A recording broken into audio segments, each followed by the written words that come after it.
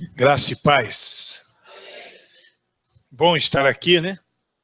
E me sinto honrado em ter sido convidado para estar com esta igreja neste momento tão especial. Sempre que uma igreja festeja o seu aniversário, é um momento de muita alegria.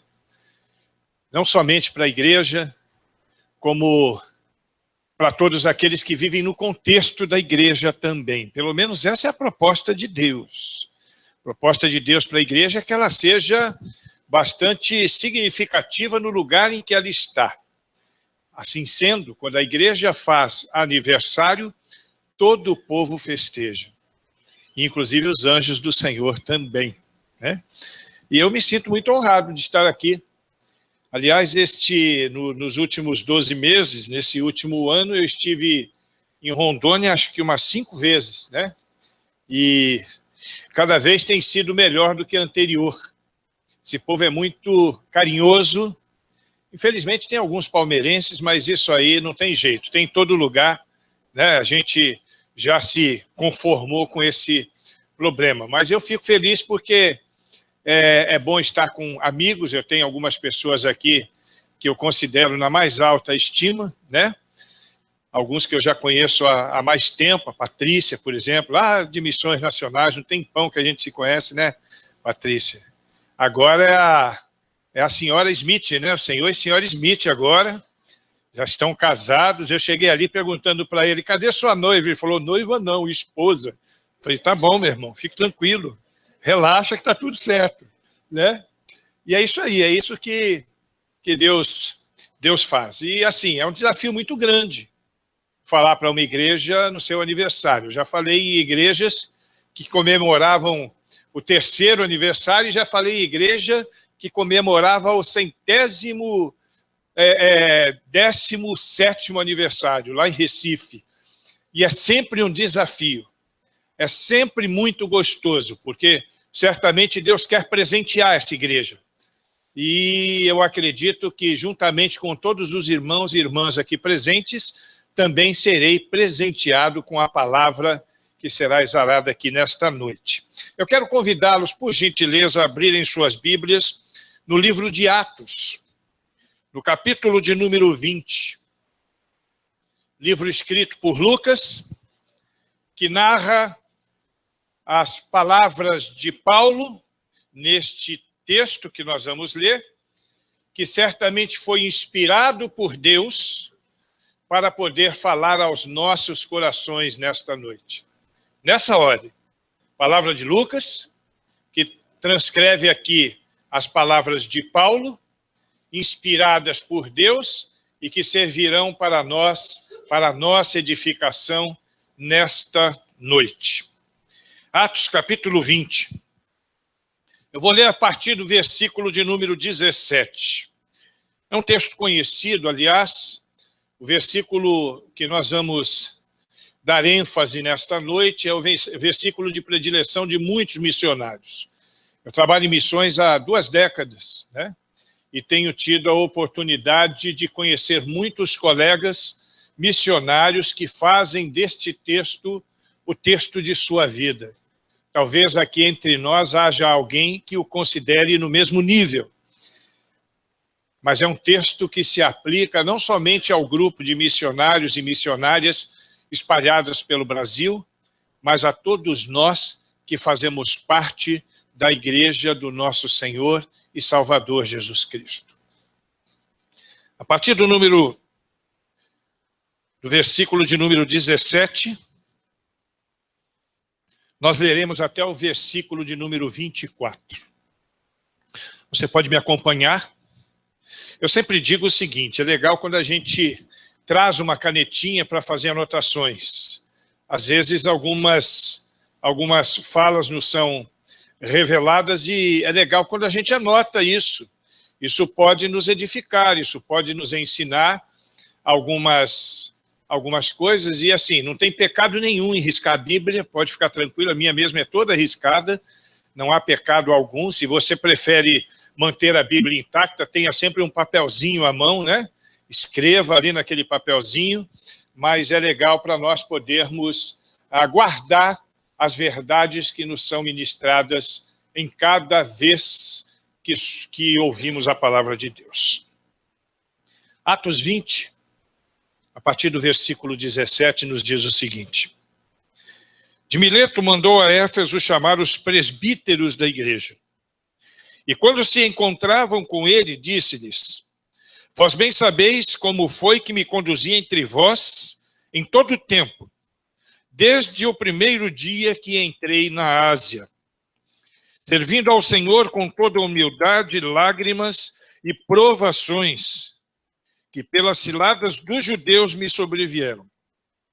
Jamais deixando de vos anunciar coisa alguma proveitosa e de vô-la ensinar publicamente, e também de casa em casa, testificando tanto a judeus como a gregos o arrependimento para com Deus e a fé em nosso Senhor Jesus Cristo.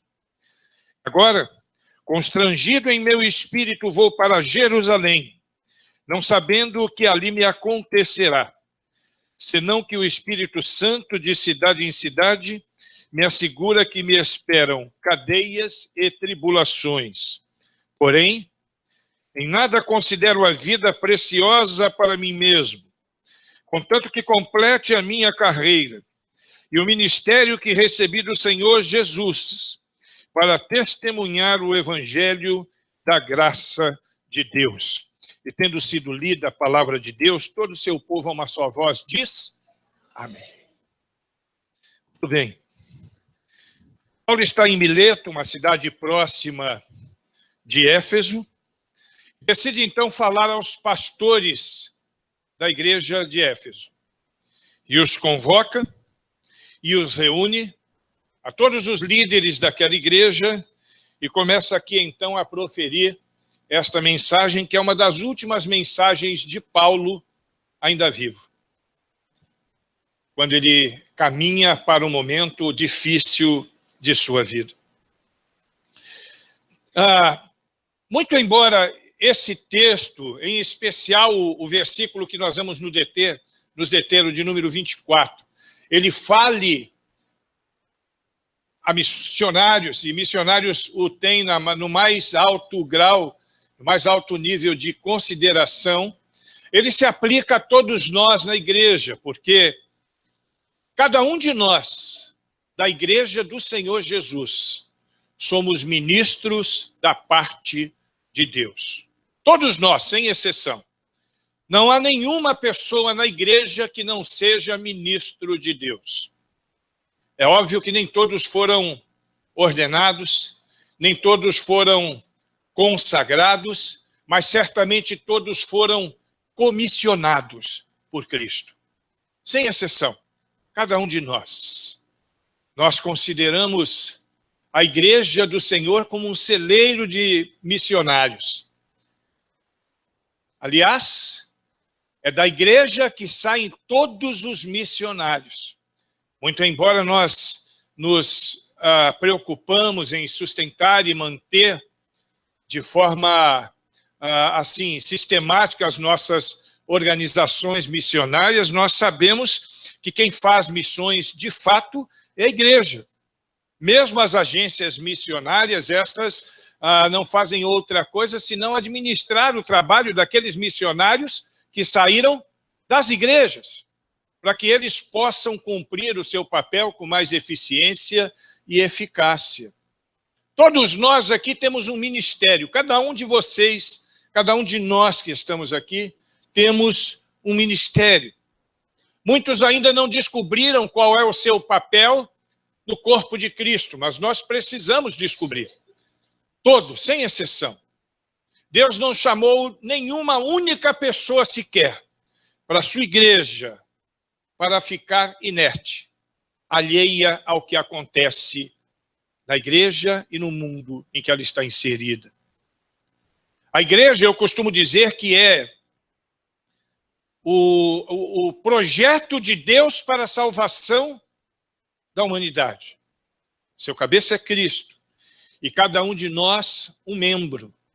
Cada um de nós, alguém que precisa cumprir o seu papel nesta igreja militante que vivemos hoje. Esta igreja inserida nesse contexto em que nós estamos. Assim sendo, esse texto ele precisa ser importante para nós também. Até porque toda a palavra de Deus, ela importa a cada um de nós. Toda a palavra de Deus, ela serve e deve servir sempre para edificar as nossas vidas. Com a palavra de Deus, nós aprendemos a vontade de Deus. Nós aprendemos o que Deus tem para cada um de nós, o que Ele deseja para cada um de nós. Harold Hill é um escritor americano e ele costuma chamar a Bíblia de manual do construtor, né? Considerando que Deus criou o homem e deixou a Bíblia como um manual mesmo, para que o homem e mulher pudessem saber como caminhar neste mundo. Deus tem um propósito para nós. E é através da palavra de Deus, através da Bíblia, que nós vamos aprender de que forma procedermos diante de cada situação. A Bíblia, ela é um manual, até porque ela nos orienta em tudo na nossa vida. O que você imaginar, nós podemos, através da palavra de Deus, conhecer a melhor maneira, as melhores práticas. É isso que Deus faz. É isso que Ele fez e é isso que Ele continuará fazendo, até quando nos transformarmos de igreja militante na igreja triunfante e partirmos então ao encontro definitivo com o nosso Senhor na glória. E o versículo 24, no qual eu quero me ater, ele tem alguns conceitos importantes que servirão para a nossa edificação, não somente nesta noite, mas por toda a nossa vida. Nós que somos crentes em Jesus Cristo e o somos por decisão pessoal, nenhum de nós absolutamente aqui é cristão por uma imposição de qualquer pessoa, mas por decisão pessoal, diante do convencimento que o Espírito Santo, em algum momento da nossa caminhada, operou no nosso coração. Assim sendo, como ministros de Deus, como a igreja do Senhor que somos, nós precisamos viver intensamente a nossa relação com Deus, a partir dos princípios que Ele nos ensina. É gostoso quando nós entramos no texto bíblico, viajamos no texto bíblico, conhecemos histórias, conhecemos situações que ocorreram no decorrer dos séculos, desde quando a Bíblia transcreve a história da humanidade, mas melhor ainda, é quando nós podemos vivenciar isso na prática, no dia a dia. É aquilo que nós chamamos de aplicação. A palavra de Deus, ela precisa ser aplicada na nossa vida. Ela tem que ser mais do que um livro de leitura. Ela tem que ser, de fato, um manual, onde nós aprendemos os princípios e os aplicamos em nossa vida, para que possamos andar e viver segundo a vontade de Deus. E aqui num texto como esse, texto riquíssimo, nós poderíamos falar de diversos assuntos, mas eu quero me ater no versículo de número 24, e considerar apenas 3 questões que nos ficam muito claras quando Deus fala conosco através deste texto que foi escrito por Lucas, que transcreve as palavras de Paulo, que foi inspirado por Deus e que serve para a nossa edificação nessa noite. A primeira questão que eu quero considerar, e isso é muito importante, é a primeira frase que vejo no versículo de número 24. Porém, em nada considero a vida preciosa para mim mesmo. Vamos repetir essa frase? Porém, em nada considero a vida preciosa para mim mesmo. O que Paulo está dizendo aqui, em outras palavras, se eu puder usar outras palavras, o que ele está dizendo é o seguinte: não tem nada mais importante na vida para mim.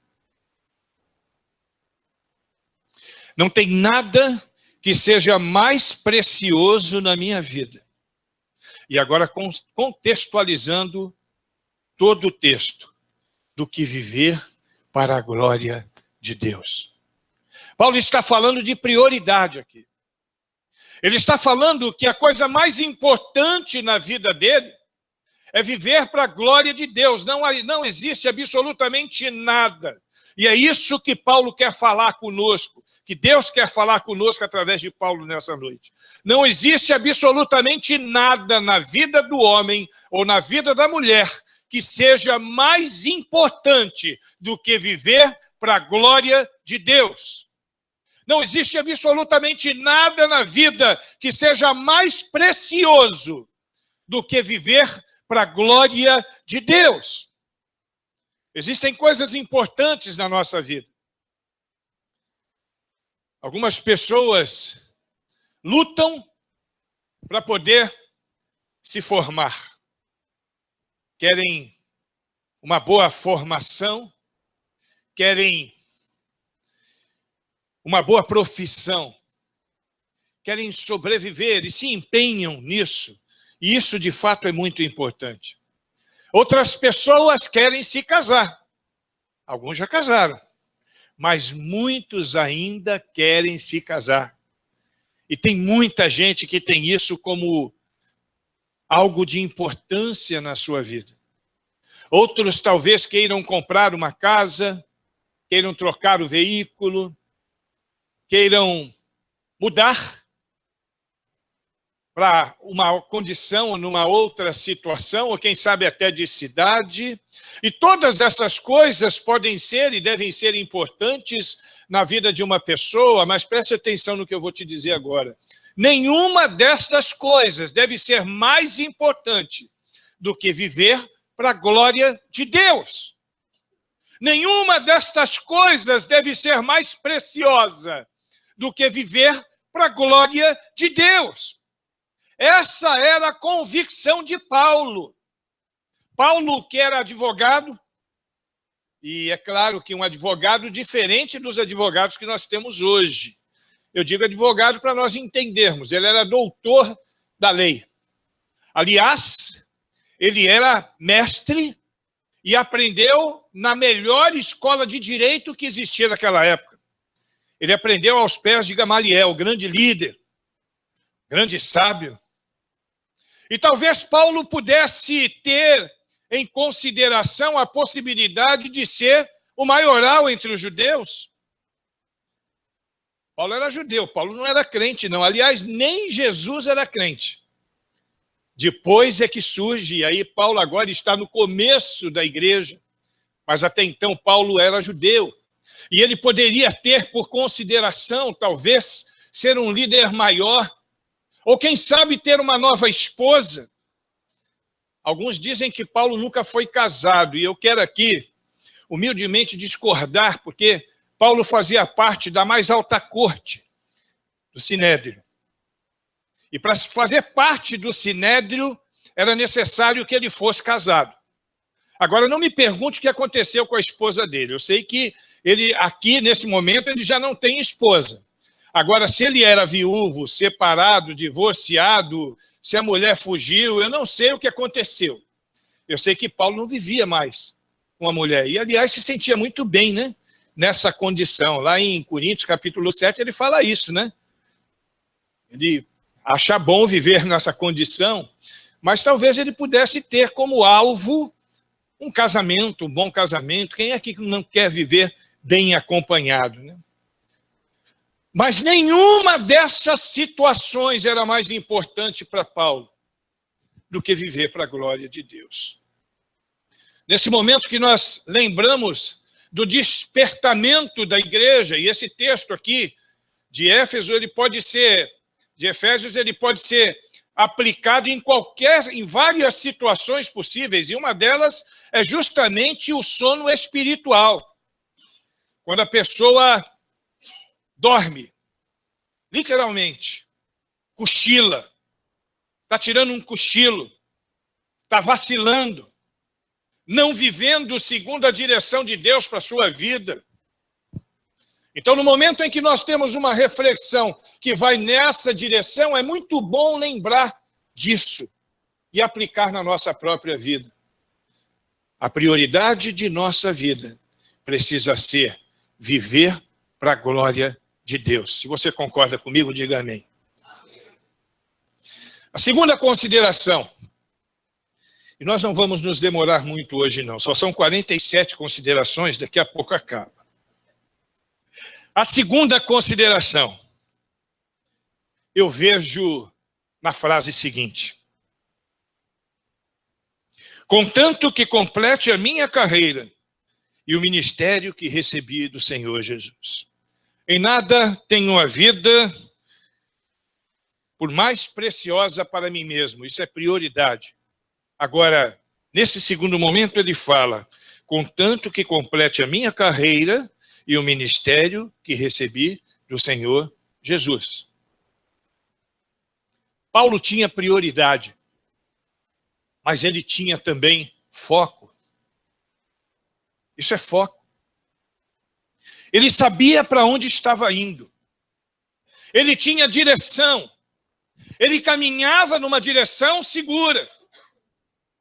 E ter foco é exatamente você mirar em determinada direção e seguir adiante apesar das lutas, apesar dos obstáculos, apesar dos impedimentos, apesar das contradições, apesar de toda e qualquer situação. Paulo caminhava com foco, com direção. Ele tinha um alvo, ele tinha uma meta e ele estava focado. E nada, absolutamente nada, poderia tirá-lo desta direção. Isso precisa se aplicar à nossa vida também. Não basta ter prioridade, precisamos ter foco. Você sabe por quê? Porque, como eu disse, cada um de nós aqui cumpre um papel na causa do Senhor Jesus. A igreja, então, ela é composta de ministros e ministras que cumprem um papel neste corpo, e uma das analogias mais bonitas que eu vejo na palavra de Deus é uma que o próprio Paulo nos fala, quando ele compara a igreja a um corpo com vários membros, cada membro que cumpre um papel, e cada um de nós aqui somos um membro neste corpo, e precisamos cumprir o nosso papel. Pense você, considerando a analogia, a dificuldade de uma mão cumprir o seu papel se o antebraço não funcionar. Ou de um pé poder caminhar se o joelho não se dobrar. E assim, considerando todas as partes de um corpo humano, nós lembramos que todos eles são importantes nesta caminhada. Nós que somos igreja do Senhor Jesus, também temos um papel a cumprir. Cada um de nós, sem exceção, dos mais novos aos mais velhos, daqueles que se converteram agora ou daqueles que têm 50 anos no Evangelho. Nós precisamos descobrir qual é o nosso papel. Precisamos descobrir o que é que Deus espera de nós. E descobrindo qual é o nosso papel, descobrindo o que é que Deus espera de nós e tendo como prioridade viver para a glória de Deus, eu preciso focar numa direção. A igreja de Cristo precisa caminhar desse jeito. A igreja, e agora me refiro à igreja instituição, que é o lugar que nós estamos, a placa denominacional que nós ostentamos, ela não tem sentido de existir se ela não cumprir o seu papel. Igreja não é apenas um lugar onde se reúnem pessoas que se amam, pessoas que professam a mesma fé, pessoas que foram batizadas e fazem parte de um rol de membros. Igreja é a agregação de homens e mulheres que se dispuseram a viver para a glória de Deus, a caminhar em direção de cumprir o seu ministério, de representar a igreja do Senhor aqui na terra, como autênticos embaixadores. Nós somos embaixadores de Deus. Nós somos embaixadores dos céus aqui na terra. E a nós cumpre o papel de representarmos com eficiência e com eficácia aquele que nos arregimentou, aquele que nos comissionou. Precisamos ter foco. Precisamos saber para onde vamos e de que maneira vamos. O texto de Efésios é interessante, que ele mostra, assim, em certo sentido, uma comparação entre aqueles que são crentes e aqueles que não são, aqueles que têm uma vida santa e aqueles que não têm. E isso tem a ver com isso que nós estamos falando também. Eu preciso ter foco e nada pode me desviar. Os prazeres desta vida não podem me desviar do meu foco. As lutas que porventura tiver que enfrentar para cumprir o meu papel não podem me desviar do meu foco. Eu fico pensando em Paulo. Paulo, ele sabia que ia viver momentos de extrema dificuldade. Aliás, ele sempre viveu. Desde aquele encontro com Jesus Cristo, que está narrado ali em Atos capítulo 9, Paulo sempre viveu numa situação de extrema dificuldade. Aqui no versículo de número 22, e na sequência de número 23, ele diz assim: e agora, constrangido em meu espírito, eu vou para Jerusalém, não sabendo o que ali me acontecerá, senão que o Espírito Santo, de cidade em cidade, por onde quer que eu andar, me assegura que me esperam cadeias e tribulações. Essa era a convicção de Paulo. Paulo sabia, e me desculpem a expressão, que o bagulho ia ficar doido para o lado dele. Ele sabia que a situação ia ser de extrema dificuldade. Eram açoites, prisões, apedrejamentos e tantas outras situações que ele viveu e que culminou com o próprio martírio de Paulo. E dizem os historiadores que Paulo foi transpassado a espada. Ele sabia. Ele poderia, em determinado momento, ter pensado assim: bom, eu já cumpri uma parte, deixa que os outros agora caminhem, né? E passar o bastão como se fosse uma corrida de bastões. Mas não. Paulo, ele tinha prioridade. E ele tinha foco também. Se nós temos foco, nós não vamos deixar que absolutamente nada possa atrapalhar a nossa caminhada. Nada. Nem dificuldades, nem lutas, nem prazeres, nada pode atrapalhar a nossa dificuldade, a nossa caminhada. Precisamos ter foco, assim como Paulo teve também até o final de sua vida. E o resultado, o legado de Paulo para toda a humanidade é, por exemplo, a igreja que aqui estamos hoje comemorando o 13º aniversário. É o legado. Paulo é considerado o apóstolo dos gentios. Foi o missionário que saiu ali de dentro de Jerusalém, de dentro da Judéia, e começou a levar o evangelho a todos os lugares onde podia. Na Ásia, todo mundo conhecido.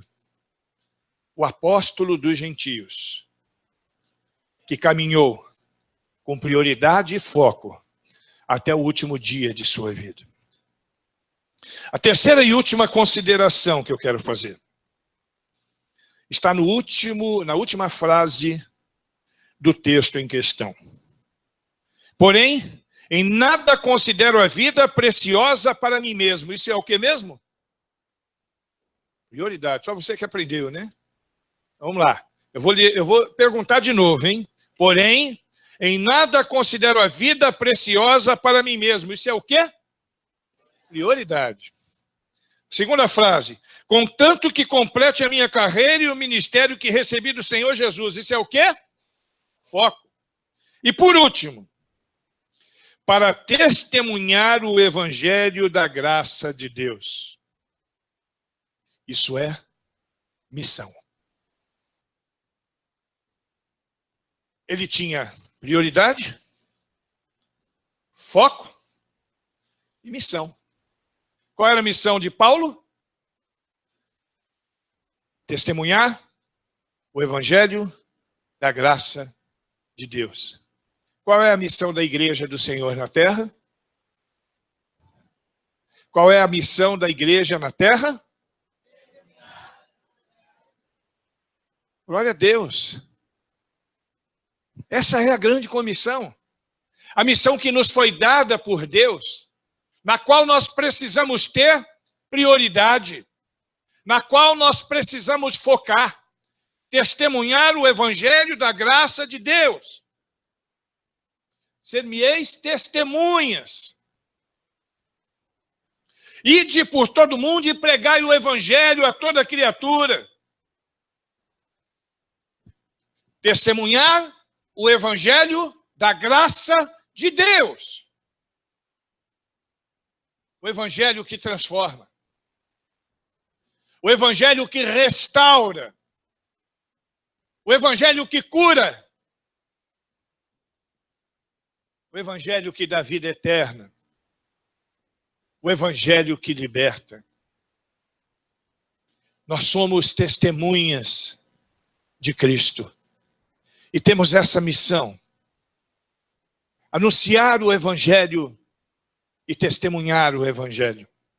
É claro que nem todos aqui serão ordenados ao ministério pastoral.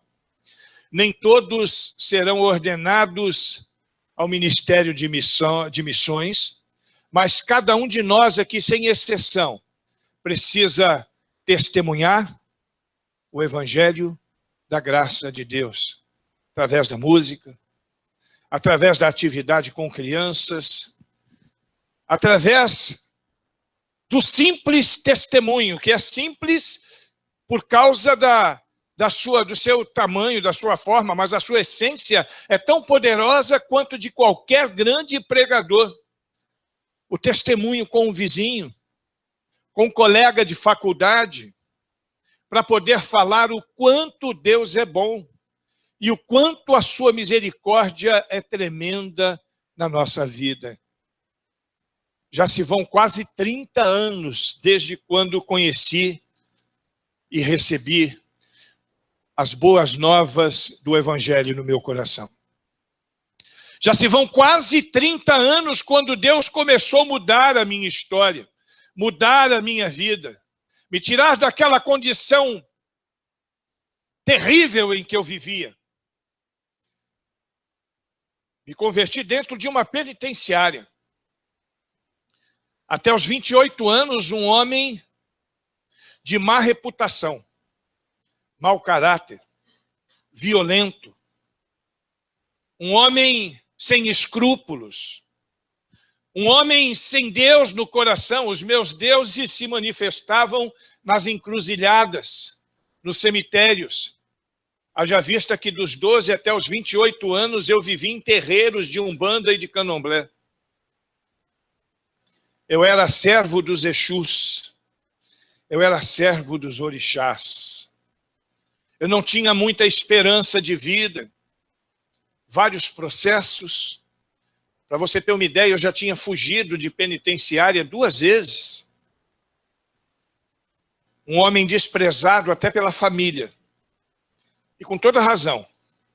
Com 17 anos eu dei uma surra no meu pai. Digo isso com muita dor no coração. A família tinha medo de mim. Mas há 30 anos atrás, eu conheci o Evangelho da graça de Deus. Porque alguém se dispôs a cumprir a sua missão, com prioridade, com foco.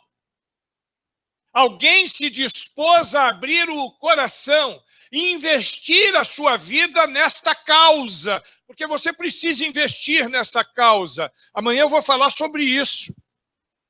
Você precisa investir a sua vida. Você precisa investir os seus recursos. Você precisa investir os seus talentos. E aquele recurso que nós temos de mais precioso, o recurso mais escasso que nós temos, se chama tempo. Porque o nosso tempo é limitado a 24 horas por dia, nem um minuto a mais. E nós precisamos investir do nosso tempo também na causa de Deus. Tem pessoas que não investem na causa de Deus.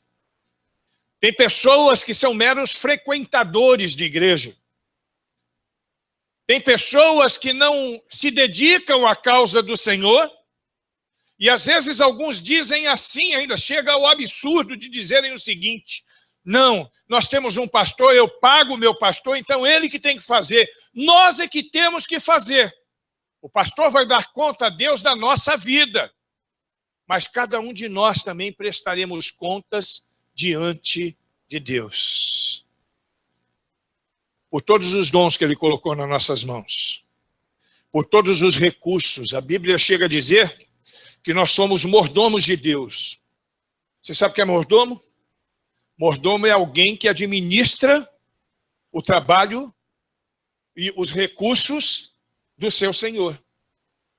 Então, o mordomo, ele recebe nas suas mãos os recursos do seu Senhor e cabe a ele administrar esses recursos.